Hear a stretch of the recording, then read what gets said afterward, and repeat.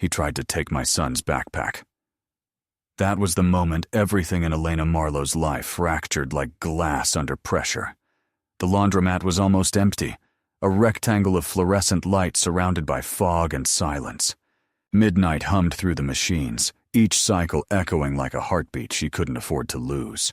Her boy, Isaac, slept curled up on the red plastic bench near the dryers, his cheek pressed against his jacket, his small hands still clutching the toy soldier he never went anywhere without. She had promised him they would only stay until her last load finished, but the hours had stretched, and the night had deepened, and the streets outside were already crawling with the kind of men who lived between crimes and regrets. When the glass door rattled, Elena didn't look up at first. She thought it was just the wind, or another drunk passing through the alley, or maybe someone coming in to use the vending machine. But then she heard the voice, a man's voice, ragged, slurred, breathing too close to laughter and too far from reason. And when she lifted her head, she saw the gleam of a knife reflecting the blue light from the soda machine. He told her to hand over the cash, the phone, whatever she had. She reached into her purse, her fingers trembling. But when he lunged forward and grabbed at Isaac's backpack on the bench, something inside her snapped. She didn't remember making the choice. She only remembered the hiss of the iron she had been using to press uniforms earlier that night, the smell of scorched fabric, and the scream that tore out of her like something ancient and wild. The iron struck the side of his head with a sickening crack, and he fell, blood blooming across the floor like a dark rose opening. Her heart pounded against her ribs so violently, she thought it might break through her chest. Isaac had woken, eyes wide, breath sharp and terrified. "Mom," he whispered, and Elena turned to him, still clutching the iron like a weapon she didn't remember picking up, her hand slick with sweat and trembling with adrenaline. The man groaned, half-conscious. She should have run. She should have called the police. But instead she knelt beside him. Because that was who she was. Because even now, when he had tried to take her child, she could not bear the thought of leaving someone to die. The wound was bad. She pressed a towel to his temple, whispering something like a prayer. Though she hadn't believed in anything since the day Isaac's father walked out and left them with nothing but debt and an empty crib. Blood soaked through the towel, warm and terrifyingly fast. Her crucifix necklace slipped from beneath her collar as she leaned over him, its silver edges catching a smear of blood. The metal hissed faintly, almost like a sigh, and for a moment Elena thought she smelled smoke. She wiped it clean and thought she imagined the faint shimmer that remained. Outside, the fog shifted. Across the street, in the alley between the pawn shop and the boarded florist, something ancient had paused its endless wandering. Adrian Vale had lived long enough to forget what decades felt like. The night was his element, a place where nothing living dared to intrude, but the sound that had broken it, a woman's cry of rage and fear interwoven, had pierced even his indifference. He had seen wars, plagues, and 1,000 meaningless human acts of cruelty. But this was different. He had seen her through the window, a woman fighting not to save her own life, but her child's. The sight struck him harder than any weapon. The instinct to feed was there, of course. It always was. But beneath it, something unfamiliar stirred. Something he had thought extinguished centuries ago. Recognition. He stayed in the shadows while she cleaned the blood and locked the door, while she comforted her son, while her body shook from the storm of adrenaline. When the police sirens began to wail somewhere distant, she sat down on the cold tile floor and cried soundlessly into her hands, unaware that someone watched her from the darkness, someone who had once been a man and still remembered what it meant to be powerless before love. Adrian turned away before the flashing red lights reached the windows. He had no interest in mortals anymore, no desire to cross their tangled lives. and yet he found himself unable to leave. Something about the woman, the crucifix glinting faintly against her throat, the way she clutched her child as though the world itself were a thief, pulled at him with a force older than hunger. Elena told the officers she had been defending herself. They took the robber away in an ambulance, still alive, though his eyes had rolled back and his skin looked gray. They told her she was brave. She didn't feel brave. She felt hollow. The laundromat smelled of detergent and blood, and when they finally left, she sat there until the hum of the machines began to sound like voices whispering her name. The iron lay beside her, still plugged in, its red light blinking like a pulse. She unplugged it, wiped her face, and carried Isaac home through the fog. The crucifix was still warm against her skin. The next morning, the news said the attacker was in critical condition. His name was Darren Cole. He had no family, no address, just a long record and a face that made her stomach twist when she saw it on the screen. She turned it off and tried to focus on making breakfast, pretending not to notice how her hand still shook. Isaac watched her with quiet, wary eyes, the kind of gaze children develop when they sense their parent is one breath away from falling apart. "It's okay, Mom," he said softly, and she nodded even though she didn't believe it. But the mark on her cross didn't fade.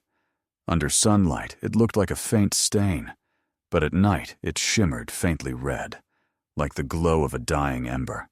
She thought she was imagining it until the second night, when the air inside their small apartment grew unnaturally cold and the lights flickered in rhythm with her heartbeat. She opened the window to let the air in and saw him, the man from the alley, tall and motionless under the flickering street lamp, his face hidden by the hood of his coat. At first she thought it was the robber come back from the hospital, but then he looked up, and she saw eyes that burned like reflections of candlelight in a pool of wine. He didn't move toward her, he simply watched, and when she blinked, he was gone. That night she dreamed of a cathedral buried in fog, of bells tolling without sound, of a figure with eyes of red glass whispering her name. She woke with her crucifix burning against her chest. In the mirror, for a heartbeat, she thought she saw someone standing behind her, a man with pale skin and an expression not of menace, but of sorrow. The air smelled faintly of iron and rain. By the third night, she told herself she was just tired. The trauma played tricks on the mind. She returned to work, sweeping the laundromat floor as the dryers roared in steady rhythm. Midnight again. Isaac lay on the same red bench, sleeping through the noise. The world felt almost normal until the lights above the machines flickered twice, then steadied. She looked up and saw him. The man from the alley. He stood by the vending machine, impossibly still, his black coat absorbing the fluorescent light. His eyes met hers, calm and unblinking, and in them she saw not hunger, but warning. "You shouldn't have shown him mercy," he said quietly, his voice too deep, too smooth, carrying centuries of weariness. "It attracts the wrong kind of attention." She froze, her hand tightening on the mop handle. "Who are you?" "A witness," he said simply. "And a mistake, perhaps." His gaze flicked to her crucifix. "You bled on that silver. You marked it. And now something old knows your scent." Elena laughed shakily, though it came out more like a sob. "Get out, or I'll call the cops." "I was hoping you'd say that," he murmured, stepping closer, "because it means you still believe someone can help you." Her pulse thundered in her ears. He was beautiful in the way fire was beautiful, something that should never be touched. The smell of rain and smoke clung to him. He moved like water, every gesture too precise, too deliberate to belong to any ordinary man. "What do you want from me?" she asked. His eyes softened, almost pitying. "Nothing," he said. "Not yet. But the one you struck down, He won't stay human for long. She blinked, confusion and terror crashing together. What are you talking about? Adrian Vale's expression darkened. You spilled blood onto consecrated metal. In doing so, you woke an old promise sealed in that crucifix long before your faith was born. His wound carried your mercy and your fear. It was enough to call the shadows. Elena's laugh broke apart. You're insane. Perhaps, he said softly, but if you hear the whisper of wings outside your window tonight, do not open the curtains. He turned away, already fading into the dark between the humming machines. Because mercy, he added, is the only light the dark still remembers. And now it remembers you. When he was gone, the lights flickered once more, and the scent of iron filled the air. Elena clutched her crucifix, whispering that it was all a dream, that monsters didn't watch laundromats. But outside, the fog thickened, and somewhere deep within it, a heart that hadn't beaten for 200 years began to ache again. The third night after the attack began like any other. The slow drone of dryers, the hiss of the neon sign outside, the weary rhythm of Elena's own breathing as she folded shirts with the precision of someone trying to keep her thoughts from unraveling. Yet beneath that familiar monotony, the air itself seemed to tighten, humming faintly, as if the building were inhaling before a storm. Isaac had fallen asleep again in the booth, wrapped in his blanket, his toy soldier clutched against his chest like a guardian. Elena kept telling herself everything was normal, that the strange man who had appeared in the laundromat 3 nights earlier had been some hallucination conjured by exhaustion, that there was no reason for the mirror in her apartment to reflect shapes that didn't belong, and that the robber she had struck down was still lying in a hospital bed, breathing through tubes and incapable of haunting anyone. But the silence was wrong tonight. It felt expectant, almost sentient.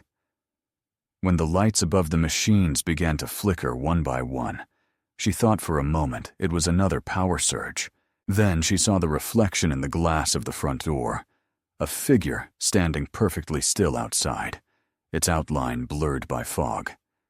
She turned quickly, but the doorway was empty. Only mist. Her heart pounded so hard she could hear it echoing in her ears. She rubbed her arms, trying to shake off the unease, but the cold inside the laundromat deepened, seeping into her bones. A dryer clicked open behind her. She jumped, turning so sharply she nearly dropped the laundry basket. No one was there. The door of the machine swung lazily back and forth, as though someone had just stepped away from it. Enough, she whispered, gripping the basket until her knuckles whitened. It's just the wind. Just the wind. But she knew there was no wind inside. The door to the alley was closed, and the air was utterly still. Then came the voice. You should have left town. She froze. The voice was calm, low, with an accent she couldn't place. It came from behind the rows of dryers, from the same darkness that had seemed empty moments ago.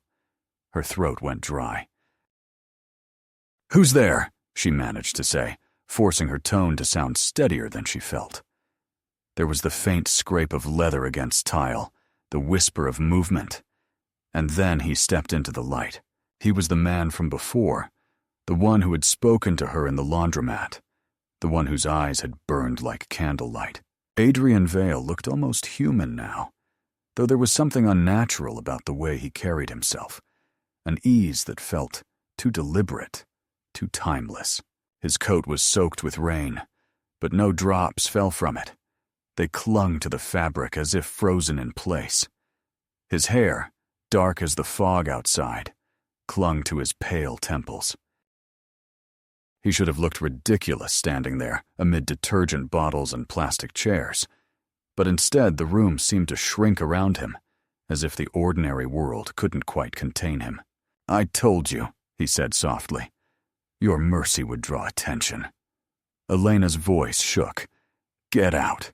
I don't know what you want from me, but what I want," he interrupted gently, "is to keep you alive long enough to understand what you've done." He looked toward Isaac's sleeping form, and then back to her. "Where's the crucifix?" The question made her flinch. "Around my neck. Why?"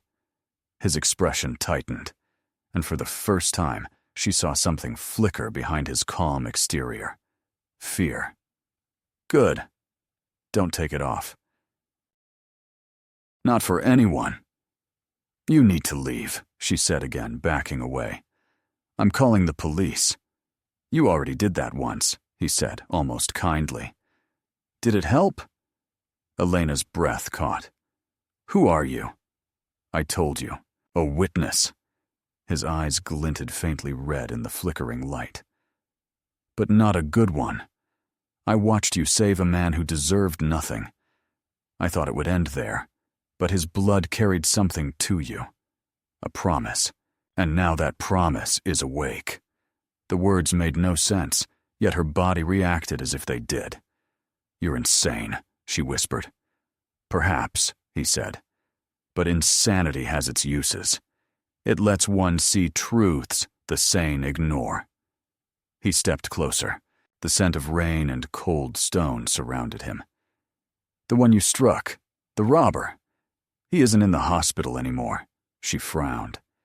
"That's impossible. I saw the news." Adrian's gaze didn't waver. "You saw a body, yes. But it wasn't breathing by the time they took it away." She wanted to laugh at him, to tell him he was sick, but the words caught in her throat. Somewhere deep inside, she knew he wasn't lying. "What are you saying?" she whispered. "That the man who bled on your floor didn't die.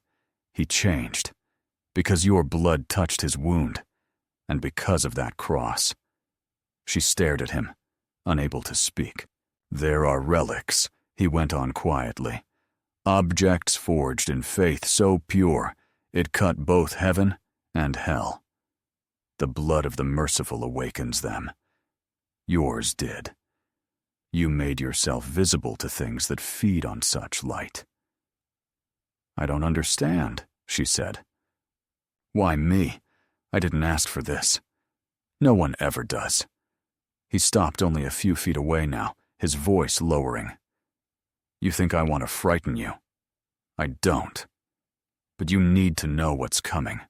The man you wounded is no longer human, not entirely. He belongs to those who hunt me. They will come for you first, because you carry something they want." Her mind swam. What could I possibly have? Adrian's gaze fell to her son, still sleeping peacefully beneath the fluorescent light. "Hope," he said. "And they despise hope more than blood." Elena swallowed hard, torn between terror and disbelief. "You need to leave," she said again, though her voice was barely a whisper. He inclined his head, almost respectfully. "As you wish, but when the fog moves against the wind, when you hear whispers that don't belong to your dreams, remember what I said." He turned toward the door, his hand brushing the metal handle. For a heartbeat, the crucifix around her neck flared with faint red light. Adrian froze, his expression hardening, his fangs barely visible as he inhaled sharply. Then he stepped back, eyes closing, as if in pain. "It burns," he murmured. "Your blood burned through silver. That shouldn't be possible." "What are you?" she breathed. He looked at her, and in that moment all the pieces began to align in her mind. The unnatural stillness, the cold that followed him, the way his eyes caught the light. "You already know," he said quietly, "and you're right to be afraid." Before she could reply, the window behind her shattered. A gust of freezing wind swept through the laundromat, carrying with it a voice that was not human, a hiss layered with many whispers, a sound that crawled under the skin. Adrian moved faster than sight, One moment he was standing across the room. The next, his hand was on her shoulder, pushing her and Isaac behind him. The air thickened, heavy with the scent of rust and decay. Something slithered through the fog outside, dragging long claws across the broken glass. Elena caught a glimpse, a face pale as wax, eyes vacant, mouth full of blackened teeth. It wore the torn remnants of a hospital gown. The robber. Adrian's voice was calm but laced with steel. "Stay down. Don't move." The creature shrieked, a sound like metal twisting, and lunged through the window. Adrian met it midair, his movements so fluid, they seemed almost graceful. The fight was silent except for the hiss of air and the crack of bone. When it was over, the creature lay crumpled on the tile, its skin already dissolving into ash. Adrian's chest rose and fell once, and then he straightened, turning toward Elena. "Now you understand," he said. "This was the first. There will be more." Elena stared at the ashes spreading across the floor, disbelief hollowing her. You killed him." Adrian's expression was unreadable. "No. He was already dead. I only gave him rest." He looked toward the window, where the fog swirled like a living thing. "They'll scent this place soon. You can't stay here." "I have nowhere else to go," she said, voice breaking. "Then you come with me." She shook her head. "I don't even know you." "You don't need to," he said softly. "You only need to survive the night." Outside, sirens wailed again, distant and meaningless. The fog pressed against the glass like a living curtain. Adrian extended his hand, and though every instinct screamed to run, Elena found herself taking it. His skin was cold, but not dead. It felt like touching marble that somehow remembered warmth. As he led her and Isaac toward the back door, the crucifix at her throat flickered once more, glowing faintly as if answering an invisible call. And somewhere beyond the fog, unseen by either of them, other eyes opened, drawn by the scent of blood, mercy, and the impossible bond that had just been formed between a single mother and a creature who had once vowed never to protect anyone again. The night stretched endlessly after the laundromat burned. Elena could not remember the exact moment the fire started. Perhaps it was when the broken wires sparked near the shattered dryer. Or maybe when the creature's blood, thick and dark like oil, touched the air and ignited. But by the time she and Adrian reached the street, orange light was already blooming through the fog. The fire crackled like a voice too eager to speak. The police would come again, questions would follow, and no answer she could give would sound sane. Adrian stood beside her in the alley, his pale face illuminated by the flames, eyes unreadable, his coat torn at the shoulder. "We need to leave," he said quietly. "They'll smell the death." She clutched Isaac's hand so tightly the boy winced. "You can't just expect me to run off with you," she said. "You think I can explain this?" Adrian didn't answer. Instead, he looked down at the boy, whose face was streaked with soot but strangely calm. Isaac was staring at him with a curious intensity, not the fear one might expect, but something closer to fascination. "Who are you?" the child asked softly. Adrian knelt so they were eye level, his movements deliberate and strangely gentle. "Someone who saw your mother do something extraordinary," he said, "and someone who owes her for it." They walked until the glow of the fire disappeared behind the fog, and only the sound of the river remained. The docks were empty at this hour, the warehouses silent except for the whisper of water against wood. Adrian stopped before a rusted door and pressed his hand against it. The metal creaked and opened inward, revealing a vast interior lit by the pale shimmer of moonlight through broken skylights. It had once been a textile mill, abandoned decades ago, now reclaimed by dust and ivy. "No one comes here," he said. We'll be safe for a few hours." Elena hesitated but followed. She laid Isaac down on a blanket Adrian had found, watching as the boy fell instantly asleep, exhaustion overtaking fear. When she finally turned to Adrian, her voice was low, edged with disbelief. "You knew that thing would come for us." "I suspected," he replied. "Mercy always leaves a scent. It's rare enough in this world to be noticed." "Stop speaking in riddles," she snapped. "What are they? And what do they want from me?" Adrian regarded her for a long time before answering. The one you struck down was human once, but his soul was already promised. The blood that spilled mixed with yours, and through that union, the veil between us tore slightly. Those who feed on despair felt the tremor. You awakened what sleeps under their command. She stared at him, the words colliding with reason and breaking it apart. "So this is my fault?" "Fault," he murmured, "is a human word. Cause, perhaps. You did what love demanded. That's not sin, it's invitation." Elena turned away, rubbing her arms, trying to stay warm. "I don't want any of this. I just want my son safe. Then you'll have to trust me. I don't even know your name." He hesitated, as if saying it might unseal something dangerous. "Adrian Vale," he said finally. The name seemed to hang in the air, heavy with memory. "And you're—" "What exactly?" "A vampire." The word felt absurd in her mouth. He smiled faintly. "If you must name it, yes.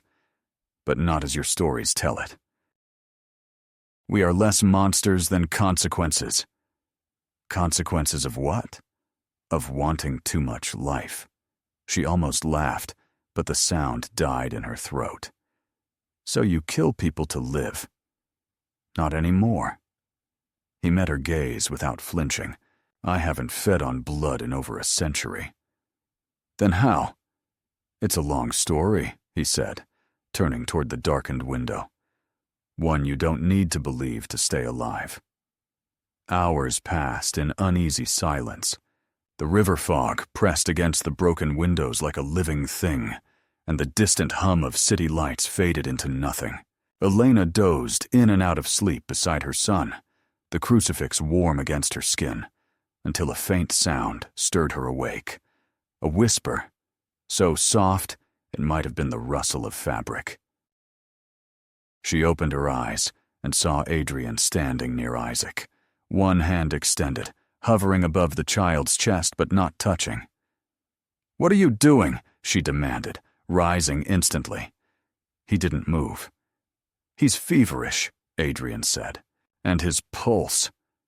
He trailed off, frowning. Elena rushed to Isaac's side, pressing her hand to his forehead. It was burning. His breathing came in shallow gasps, and when he opened his eyes, they glimmered faintly with a light that was not natural. "No," she whispered. "What's happening to him?" Adrian's voice was grave. "The mark is passing through blood. He's connected to you, and through you to what woke inside that cross. It's protecting him, but it's also consuming his strength. He won't last the night if we don't balance it." "Balance it? How?" Her voice cracked. "You can't mean—" Adrian knelt, drawing a small dagger from inside his coat, its blade black as onyx. He sliced his palm, dark blood welling up, thick and slow. "He needs an anchor," he said. "Something neither holy nor damned. My blood can stabilize the mark. If it rejects him, I'll take it instead." Elena stared, horror and disbelief warring with desperation. "You're not touching him with that." "He'll die if I don't." She hesitated, looking at Isaac's pale face. The boy's lips were turning blue. "You said you haven't fed in a century. What if this kills you?" Adrian gave a faint, almost wistful smile. "Then it will be the first honest death I've earned." She didn't understand why she trusted him then. Maybe it was the calm in his voice, the absence of arrogance, or the quiet way he seemed to carry his own centuries of regret. She nodded once, tears already forming. "Do it." Adrian pressed his bleeding hand gently against Isaac's chest. The effect was immediate. The crucifix around Elena's neck flared with red light, mirrored by a pulse beneath the boy's skin. For an instant, the room seemed to dissolve into mist, the air thick with the scent of rain and iron. Elena saw shapes within that light, figures with wings like shadows, faces turned toward her in silent accusation. And then it was gone. Adrian fell backward, gasping, his own skin now laced with glowing veins. Isaac's breathing steadied, his fever breaking.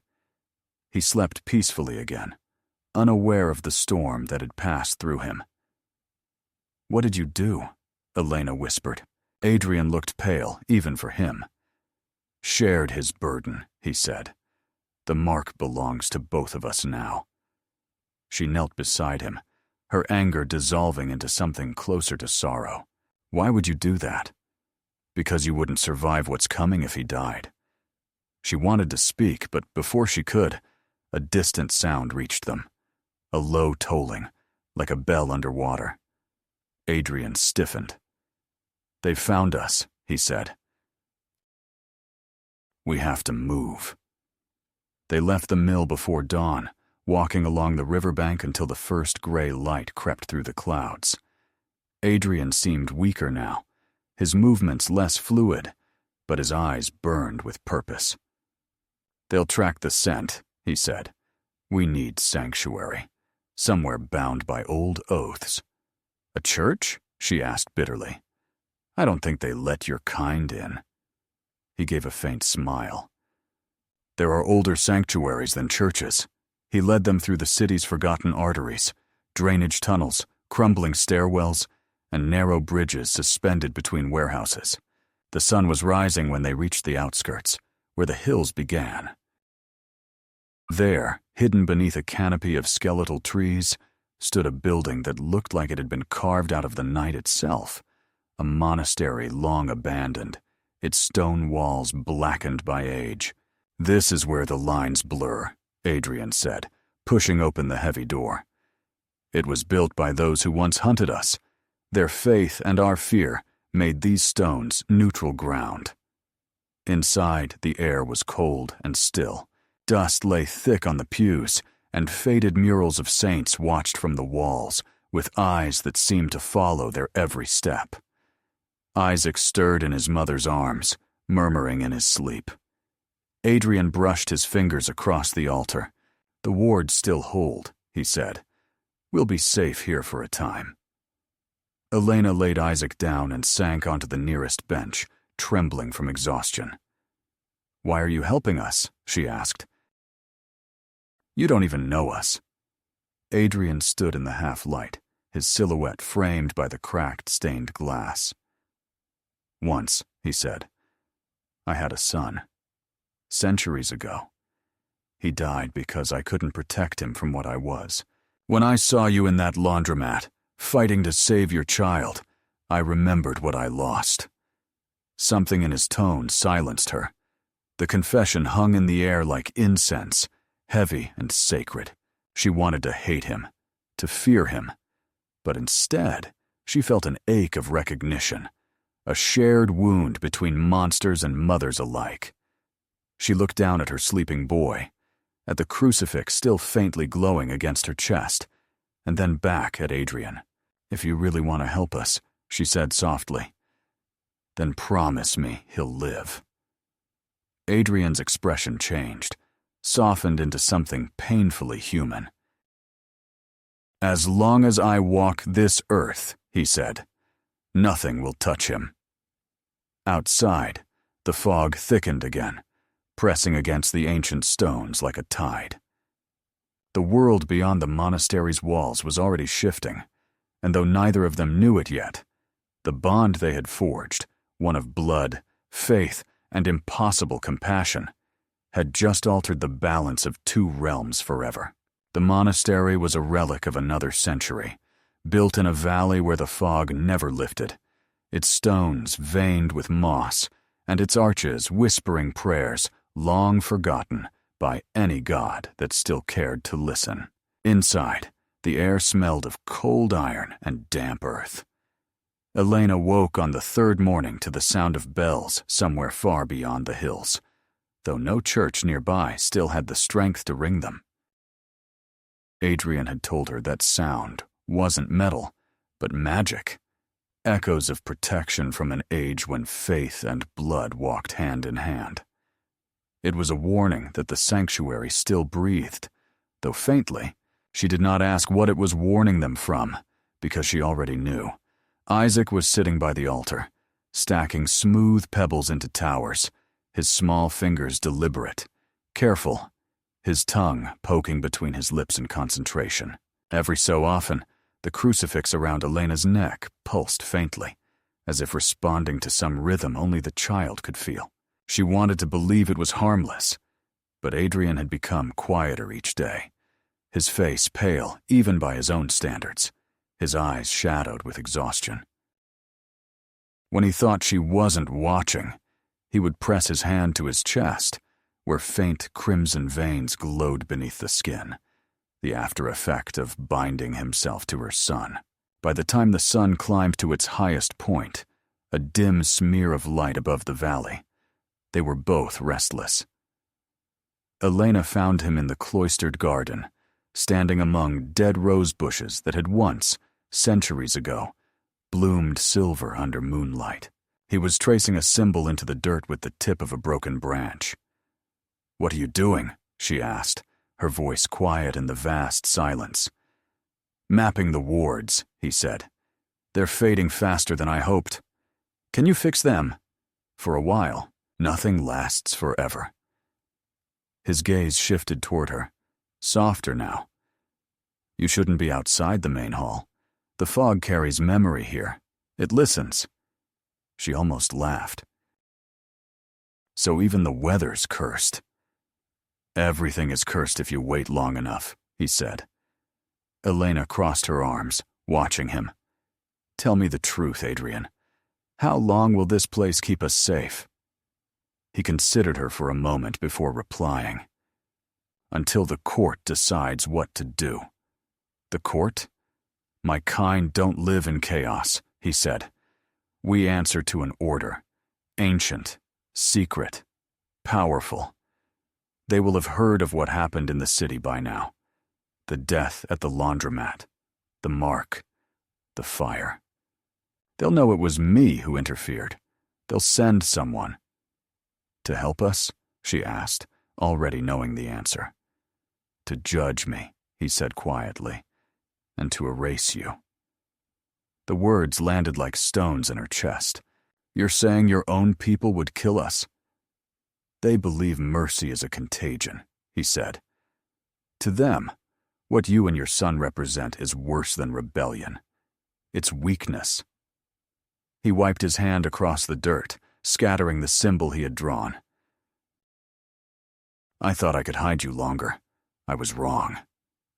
They returned inside, but the air felt heavier, as though the walls themselves were listening. Adrian lit a few candles near the altar and murmured something in a language that rolled like water and smoke. The flame burned blue for a moment, then steadied. "Old magic," he explained. "Not holy, not damned, just binding. It will confuse their senses." Elena sat beside Isaac, watching the flickering light dance across Adrian's face. "You're risking everything for us," she said. "Why?" He didn't answer at first. Then, softly, "Because I once had someone who showed me the same kindness you did. I betrayed her for power. I thought immortality was worth the cost of compassion. It wasn't." He smiled faintly, though there was no humor in it. "Maybe helping you is my apology." Isaac looked up from his stones. "You talk like you're dying," he said simply. Adrian's eyes flickered, and he knelt beside the boy. In a way, I am. Every time I help you, I lose a little more of what I am, but maybe that's not such a terrible thing. Isaac frowned, confused. You don't look sick. Not yet, Adrian said. The rest of the day passed in uneasy calm. Elena tried to rest, but her dreams were filled with whispers. Voices calling her name in tones that were almost gentle, urging her to open her eyes, to look toward the light that wasn't light at all.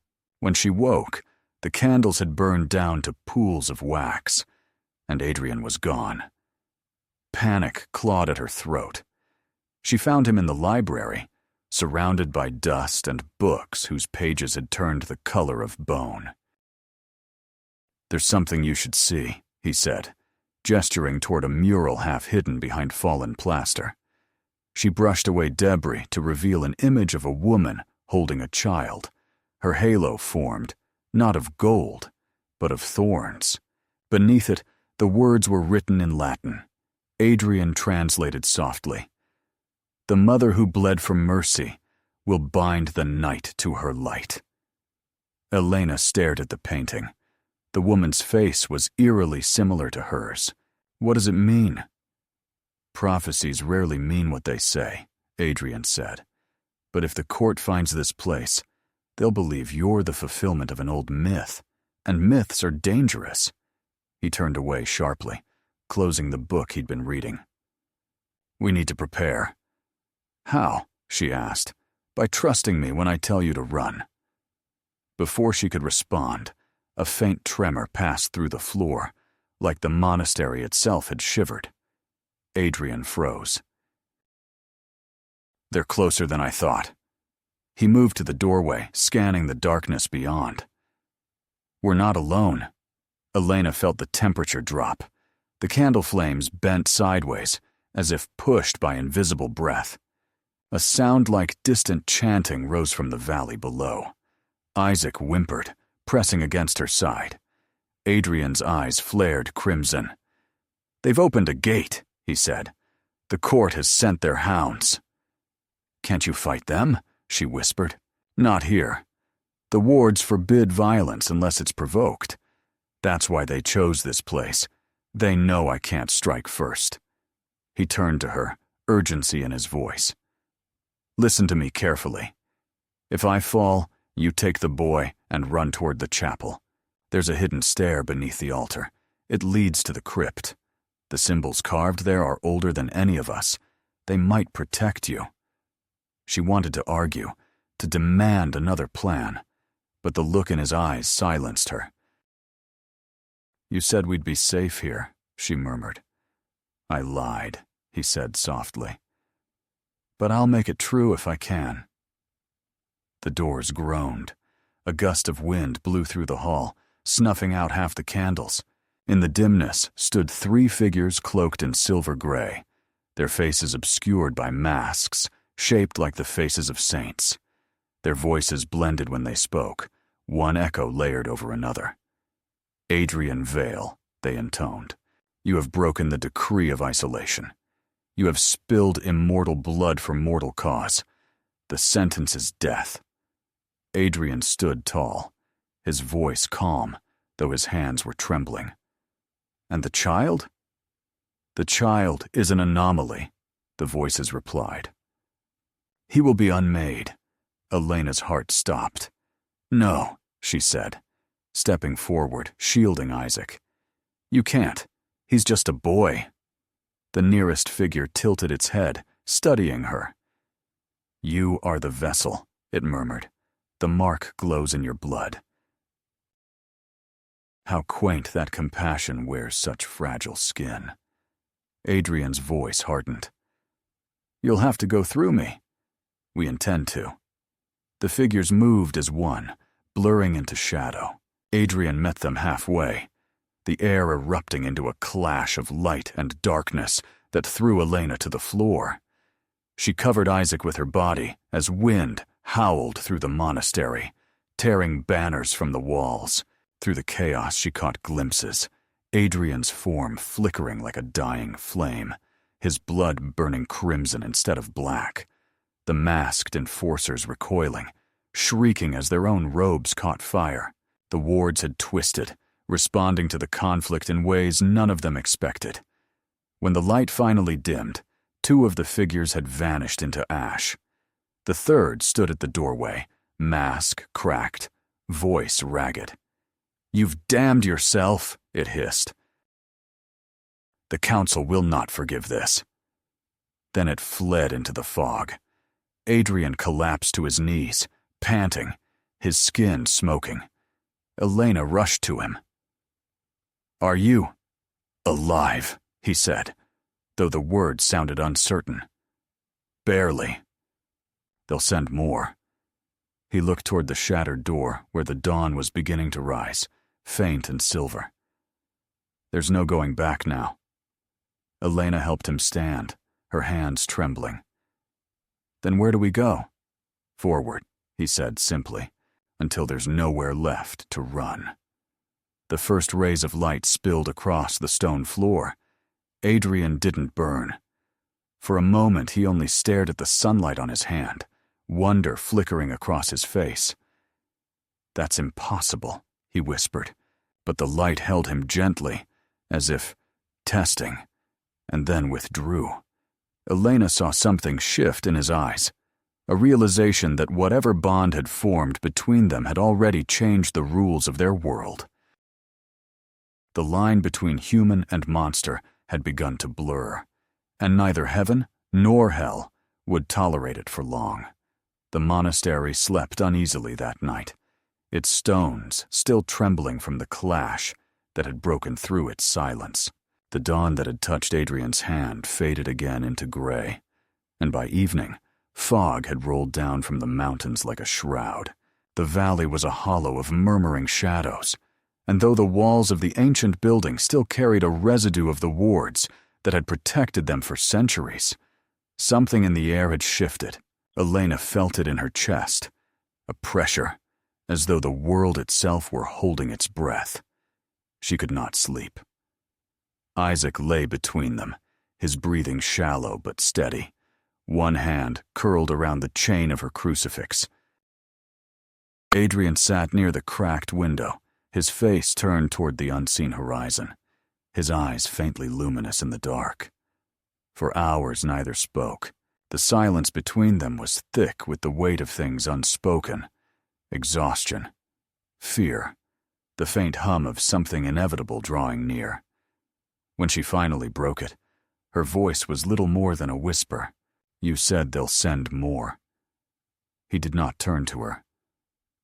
"They will not forgive a betrayal like mine. They believe compassion erodes the old order. They will come to erase the evidence." "You mean us?" "Yes." She stared at the dim outline of his profile. "And what about you?" He smiled without humor. "I was erased long ago." The hours bled together until the candle burned low. When Elena dozed, she dreamed of doors opening underwater, of eyes watching from behind glass. She woke to Isaac coughing violently, his small body trembling. The air around him shimmered faintly, and the crucifix at her throat burned against her skin. Adrian was beside her instantly. "He's reacting to the mark again," he said, his voice sharp with urgency. "It's calling to something outside the walls. They can sense him." Elena gathered the boy into her arms. "Then stop it. Whatever you have to do." Adrian's jaw tightened. "If I sever the connection, he may die. If I don't, they'll find us. Either way, it ends tonight." He rose and began to draw symbols on the floor, with the ash from the extinguished candle. The air grew heavier, thick with the scent of rain and stone. Elena watched as the patterns took shape. Circles intersecting circles, ancient runes that pulsed with red light as he spoke words older than language. The walls groaned. Isaac whimpered, clutching at his mother's sleeve. "It hurts, Mom," he whispered, his voice breaking. "Make it stop." Her heart felt like glass in her chest. Adrian's voice rose, his eyes bleeding crimson light. The crucifix at Elena's neck shattered its chain and fell to the floor, glowing fiercely. In that instant, the ground beneath them shuddered, and the monastery's main door blew inward with a deafening crash. Figures poured in through the doorway, at least a dozen of them, silhouettes wrapped in smoke and silver armor. Their faces were masked, their eyes burning faintly like dying coals. The air around them reeked of ash and iron. Adrian staggered, his spell breaking mid-syllable. "They've breached the wards," he hissed. "Someone let them in." Elena turned, horror dawning. "You said only those with permission could enter." "Which means," Adrian said, his voice grim, "one of us granted it." A low chuckle echoed through the chamber. From behind the invading soldiers stepped a tall figure in a dark cloak trimmed with crimson. His face was pale, his hair the color of snow, his eyes the deep garnet of spilled blood. "Hello, Vale," he said smoothly. "Did you really think you could hide forever?" Adrian stiffened. Varric. The name fell from his lips like a curse. "Still serving the court, even after all your failures?" "Failures?" Varric smiled thinly. "The council calls me their sword, and you, their shame. You consort with mortals, spill our secrets to the dirt, and then hide behind children." His gaze shifted to Elena and Isaac. "So this is the cause of your decay." His tone was almost tender, as one might use toward an animal before killing it. A woman's pity.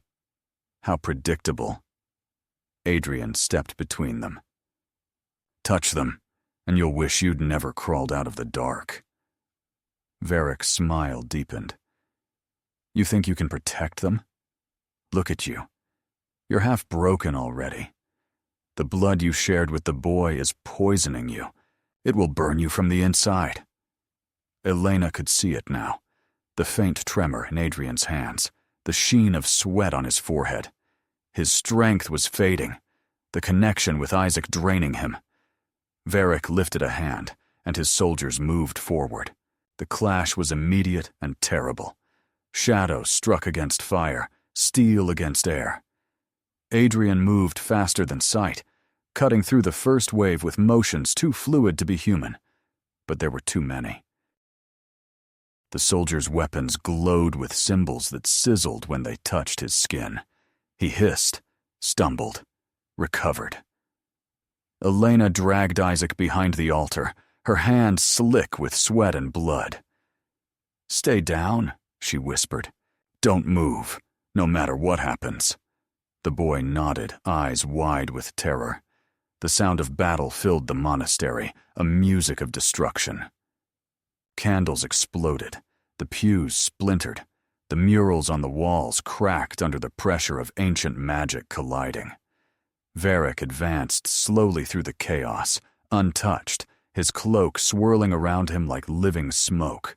"You can't win, Vale," he said, almost kindly. "You've forgotten what you are." Adrian lunged at him, their movements a blur. They clashed in the center of the hall, two relics of an age when God still cared to watch. Varric's blade sliced across Adrian's chest, black blood spraying across the floor. He staggered, dropped to one knee. Varric lifted his sword again, but Elena was already moving. She snatched up a shard of wood from a broken pew and swung it with all her strength. It caught Varric across the face, leaving a jagged wound that hissed and smoked. He roared, spinning toward her, fury twisting his perfect features. "Foolish mortal," he spat. "You think your blood means anything to us?" He seized her by the throat, lifting her effortlessly. She kicked and clawed, gasping for air. "Don't touch her." Adrian's voice cracked through the air like thunder. In an instant, he was on Varric, driving his claws into the other vampire's side. Varric released Elena with a cry, slamming Adrian against the wall. Stone shattered. The monastery itself groaned, as if it could no longer bear witness to what was happening within its walls. Elena crawled toward Isaac, every breath a ragged flame. "Mom!" the boy sobbed, reaching for her. She pulled him close, shielding him with her body. Varric turned toward them, fury and triumph mingling in his eyes. "You see, Vale," he shouted. "This is why our kind must remain apart. They weaken us. They make us remember what we were. Pathetic, frightened, mortal." He raised his hand, gathering light so bright it hurt to look at. Adrian pushed himself to his feet, swaying. "Then remember this," he said. "It's the mortals who taught us what strength means." He tore open his wrist with his teeth and flung the blood into the air. It burst into flame, forming a barrier between Elena and Varric. The impact threw both men backward. The hall filled with fire. The ancient tapestries ignited, the smoke rising in thick waves. Adrian crawled toward Elena, his face pale, his veins glowing red. "You have to go," he said hoarsely. "There's a tunnel under the altar." She shook her head. "Not without you." "Please," he said. "If you stay, you'll die." Before she could answer, a scream tore through the air. One of the soldiers had reached them. Elena turned just in time to see claws flash toward her son. Instinct took over. She threw herself forward, taking the blow across her back. Pain exploded through her body, hot and blinding. She fell over Isaac, feeling blood pool beneath her. The world tilted, her vision narrowing to a tunnel of light. She heard her son cry out, heard Adrian's voice break into a roar that sounded less human than storm. Everything blurred. The soldiers flew backward, as if struck by invisible force. Varric shouted something in a language she didn't understand, but his voice was drowned by the sound of thunder tearing the roof apart. The crucifix that had fallen earlier pulsed violently, light spilling from it in waves. It rolled across the floor to where Elena lay bleeding. Isaac reached for it, his small hand closing around the silver, and the world changed. A red halo exploded from the boy's chest, expanding outward in a dome of living energy. Every vampire inside the monastery was thrown against the walls. Varric screamed as the light touched him, smoke rising from his flesh. "The barrier!" Adrian shouted, shielding his face. "He's activating it!" Elena could barely breathe. Through the haze of pain, she saw her son surrounded by light, his face streaked with tears, his eyes glowing like molten metal. The barrier pulsed once, twice, then steadied, enclosing them in a sphere of crimson fire. Outside it, Varric struggled to stand, his armor melting. "He can't control it," Adrian yelled, his voice distant. "He's too young. It'll consume him." He reached for the boy, but the barrier repelled him, burning his hand. "Isaac!" Elena tried to speak, but blood filled her mouth. "Stop! Please, it's me! It's Mom!" The boy looked at her, confused, frightened. "I'm scared," he whispered. "I know," she said, her voice fading. "But you're brave. You have to stop. You have to let him in." Adrian pressed his hand against the barrier again, ignoring the smoke rising from his skin. "Let me help her," he said. "Please." For a moment nothing happened. Then the light flickered, and the barrier shivered, thinning just enough for him to pass through. He caught Elena as she collapsed, lowering her gently to the ground. Her eyes fluttered open, unfocused. "It's all right," he said. "You did everything right." "Don't let him be alone," she whispered. "Promise me." "I promise," he said, his voice breaking. Then her body went still. Adrian lifted his gaze to Varric, who stood trembling at the edge of the dying barrier. "You killed her," Adrian said quietly. "No," Varric sneered. "She killed herself trying to protect a monster's child." Adrian's eyes flared brighter than fire. "Then so be it." He rose, the shadows gathering around him like wings. The floor cracked beneath his feet. When he moved, it was with the fury of centuries unleashed. The remaining soldiers turned to flee, but there was nowhere left to go. The storm outside had broken, and the fog had become a wall of black flame. Adrian's voice filled the hall, deep and terrible. "You came into my sanctuary," he said. "You touched what was mine to protect. Now you will learn what a curse truly is." Varric raised his sword, but Adrian was faster. The two collided in a blur of light and shadow, their power tearing through the building. Stone crumbled, the roof collapsed, and the night outside howled as if the sky itself were screaming. When the light faded, Varric was gone, reduced to dust and shadow. The monastery lay in ruins, the floor cracked open to reveal the crypt below. Adrian knelt beside Elena's still form, his blood mixing with hers. Isaac lay between them, unconscious, the faint glow around him dimming at last. Adrian gathered them both into his arms, his expression unreadable. Then he bent his head and whispered something that no one else would ever hear. The red light flared once more, soft and mournful, and the ruins fell silent, save for the faint beating of a heart that was no longer his. Outside, dawn broke over the valley, pale and indifferent. The fog rolled back, leaving the monastery a skeleton of stone and ash. From its ruins rose a single sound, neither human nor immortal, but something between, a cry born of loss and love that shook even the oldest corners of the dark. The valley lay in ruin. The monastery that had stood for centuries was now nothing but fractured stone, and the hollow echo of prayers that had once held the walls together. Dawn had risen only halfway. The sun hovered weakly behind clouds, as though the heavens themselves refused to bear witness to what remained. Smoke wound through the arches like ghosts reluctant to leave. In the center of the shattered nave, amid the scattered ash of enemies and saints alike, Adrian knelt beside Elena's body. His hands were stained with her blood, drying dark against his skin, but he did not wipe it away.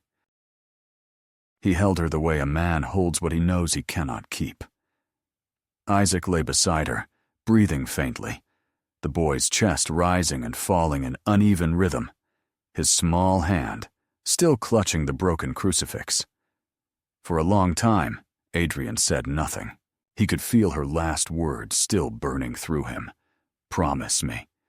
And the weight of that promise was heavier than the world. Around him the air hummed with a fragile quiet, that strange stillness that follows catastrophe, the breath before something new must either be born or perish forever. He had seen death before, more times than he could count. He had watched empires fall, oceans dry, entire bloodlines turn to dust. But never had he felt it shape inside him as he did now, sharp and human and unbearably finite. When he looked down at her face, still and pale but at peace, something in his chest cracked open, something that had been locked away for centuries. The power that bound his kind to the night, cold, proud, eternal, shifted inside him. Restless, he felt the pulse of the bond that tied him to Isaac, flickering weakly like a candle gasping for air. The boy was dying too. The mark that had connected their fates was unraveling now that the mortal half of it had ceased to beat. For the first time in centuries, Adrian Vale felt panic, raw and unrestrained. He touched the boy's forehead, his voice barely a breath. "Not yet," he whispered. "Please, not yet." But the light beneath the child's skin was fading fast, draining into nothing. Adrian lifted his head toward the broken roof, where sunlight strained through the clouds, silver and unreachable. He was dying too. He could feel it. His blood was poisoned by the spell he had cast, by the bond he had shared, by the weight of mercy that his kind had long since abandoned. And yet, as the warmth of her body cooled in his arms, he realized there was one thing he could still give her: his own life, what remained of it. The council had decreed that blood was curse, not gift. But what did decrees matter now? He had already damned himself. Slowly, he leaned over her, his hair falling like ink across her face. "You fought for life," he said softly, almost reverently. "Let me fight death for you." He tore open his wrist with a sharp motion. Dark blood welled, shimmering faintly with silver threads. It burned his veins as it left him, a pain that felt almost cleansing. He pressed the wound to her lips. At first, nothing happened. Her mouth was cold, her throat still. Then, faintly, her body shuddered, a breath catching somewhere between worlds. The crucifix in the boy's hand began to glow again, its fractured edges mending themselves as light poured through the cracks. The power that had been split between mother, child, and vampire was knitting itself back together, not by will, but by love that refused to die. Adrian's strength faltered. He could feel his immortality draining, the centuries unraveling within him like the threads of a tapestry pulled loose. Every memory, every face, every forgotten century blurred into one long note of surrender. But he didn't stop. He kept his wrist against her lips, whispering to her, as though she could hear him, as though the words alone might guide her back. "You were never meant to walk in darkness," he murmured. "But if you do, let it be because of me, not to spite me." The air thickened, shimmering with light and shadow intertwined. The smoke above them parted, and sunlight spilled through the cracks, striking the place where their blood met. Elena gasped. It was a sound, small and trembling, but it shattered the silence like thunder. Her eyes opened, wide and wild, their color deeper than before, a shade between human brown and something far older. She blinked, confusion washing through her as she tried to rise. Adrian caught her, his vision already blurring, his own body trembling with the effort of holding on to shape. "What did you do?" she whispered. Her voice was rough, fragile, alive. "I kept my promise," he said, smiling faintly, though the expression was almost a grimace. She looked down at his arm, at the blood that still poured freely. "No," she said, shaking her head. "You can't, Adrian, stop." "It's already done," he murmured. "The bond needed balance. You were the only light left to carry it." Isaac stirred then, coughing weakly. The crucifix glowed brighter, steady now, pulsing with a rhythm that matched his heartbeat. Elena turned toward him, tears spilling down her face. "He's alive," she breathed. "He's alive." She looked back at Adrian, but he was fading fast, his skin losing its unnatural pallor, his eyes darkening from red to something almost human.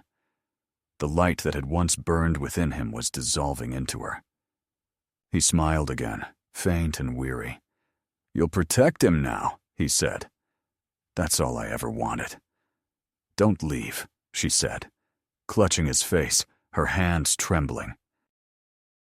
"Not like this." "You gave me back something I thought was gone forever," he said softly. "I saw the sun again." "That's enough."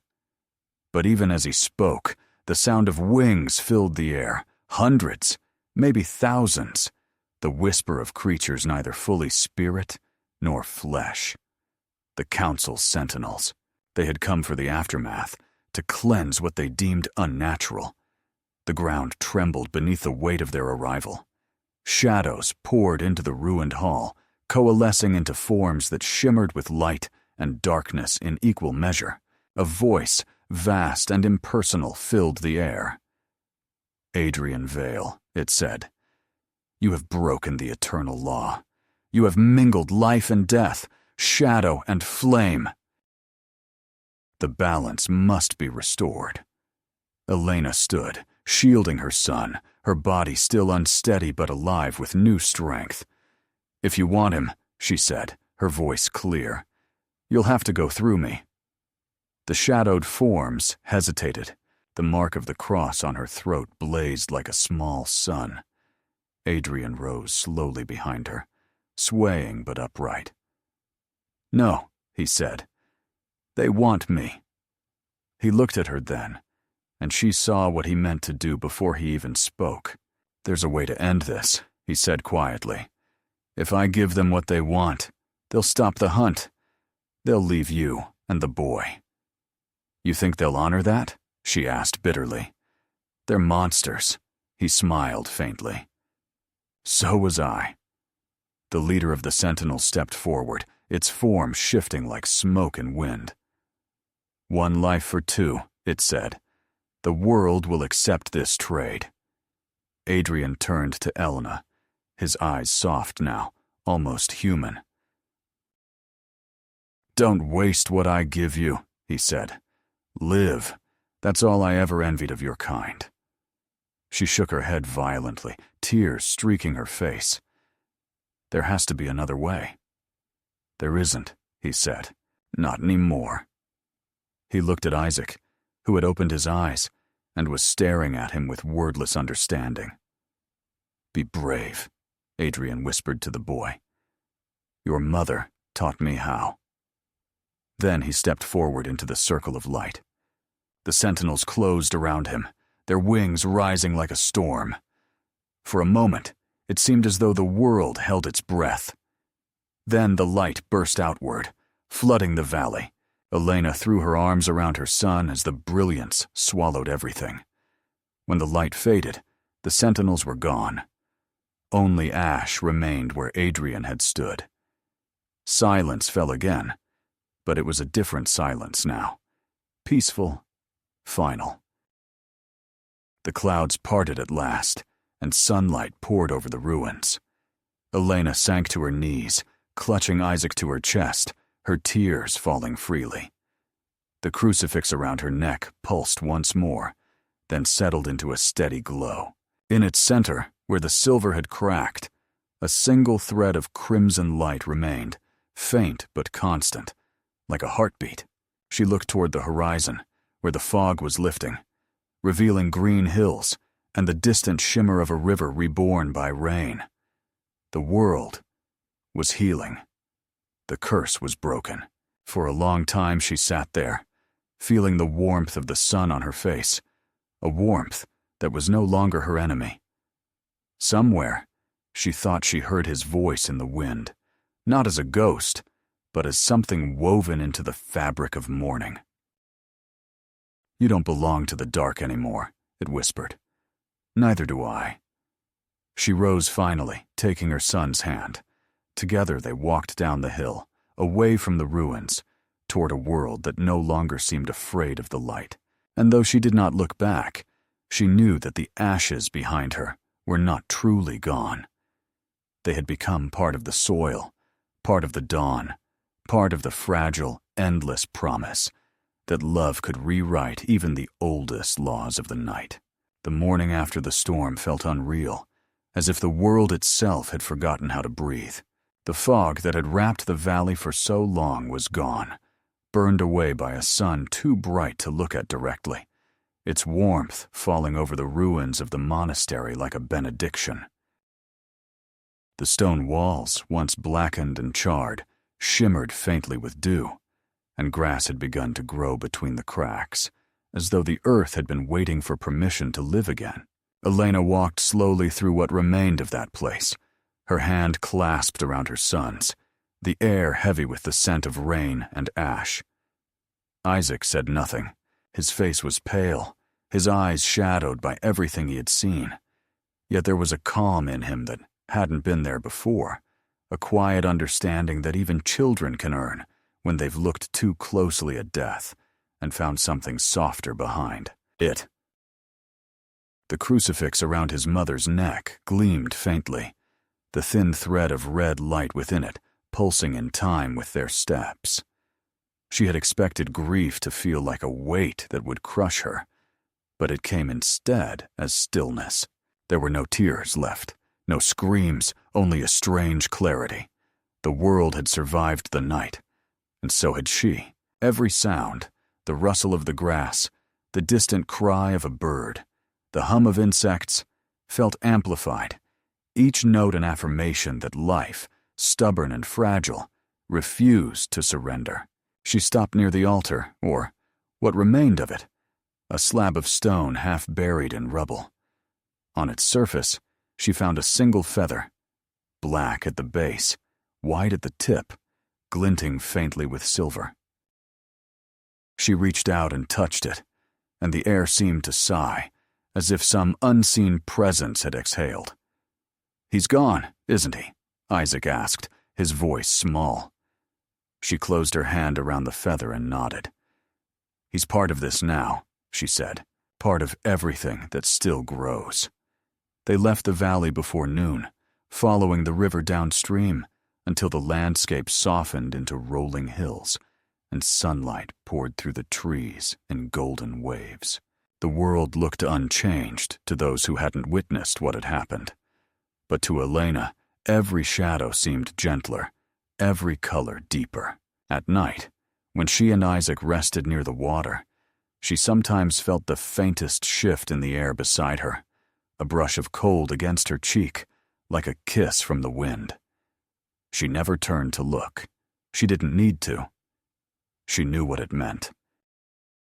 The bond between their worlds had not been severed, but transformed. Adrian's sacrifice had not erased him. It had merely rewritten his existence.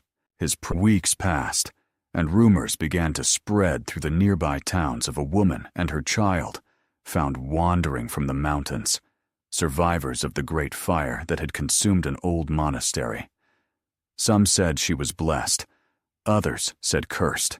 When asked about the strange mark on her crucifix, she said only that it was a promise. Those who met her spoke of the calm in her eyes, of the quiet strength that seemed to follow her like a second light.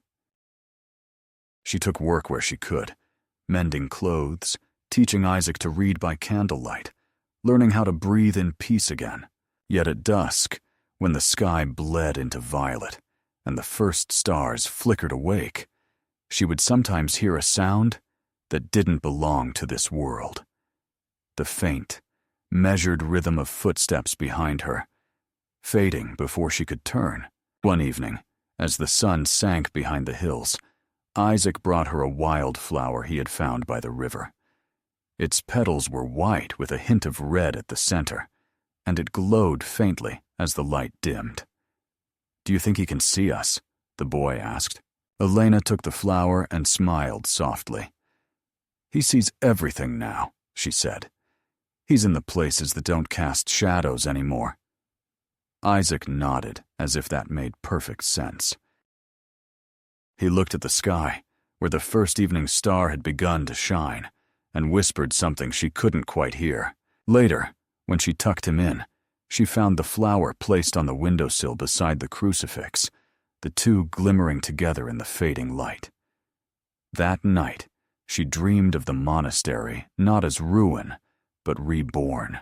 Its walls stood tall again, its bells rang clear, and its windows shone with light that was neither fire nor sun, but something between, a light born from both. In the dream, she saw Adrian standing at the threshold, no longer a creature of shadow, but a man made of dawn, his eyes calm, his smile free of the pain that had once haunted it. "You kept your promise," he said, and she reached for him, but her hand passed through air that felt warm as breath. "You gave me one too," she replied, and he nodded. "And I kept it. The darkness remembers you now not with hunger, but with gratitude." Then the dream dissolved, and she woke to the sound of the river, her heart strangely light. The world did not heal overnight, but it healed nonetheless. The rumors about the fire faded into legend, then into silence. Yet sometimes travelers passing through the valley would swear they saw strange lights in the ruins at dusk, or heard the faint sound of wings among the trees. The monastery became a place of quiet pilgrimage for those who sought forgiveness or courage. They left offerings, flowers, candles, scraps of written prayers, and though none ever saw who tended them, the gifts never decayed. The grass around the altar remained green even in winter, and those who lingered there too long swore they felt a pulse beneath the earth, as though a heart still beat below the stone. Years later, Elena stood once more at that place, older now, her hair threaded with silver. Isaac was nearly grown, his eyes steady and bright. They had come not for mourning, but for gratitude. The ruins were peaceful, the air fragrant with rain. She placed her hand on the altar and whispered a prayer that was not for the dead, but for the living, for the fragile, relentless courage of love that endures even when the world insists it should not. The wind rose suddenly, carrying with it a flurry of pale petals that spun through the air like snow. Isaac caught one, laughing softly. "It's beautiful here," he said. She smiled. He made it that way. As they turned to leave, the light shifted, and for a heartbeat, she thought she saw him again. Not as shadow, not as memory, but as the shimmer of sunlight caught on stone, a figure standing where the darkness once began. He said nothing, but the warmth that followed was answer enough. Elena took her son's hand, and together they walked into the golden horizon, the valley behind them alive with quiet light. Above them, the sky was vast and clear, and somewhere far beyond sight, the eternal and the mortal finally breathed as one.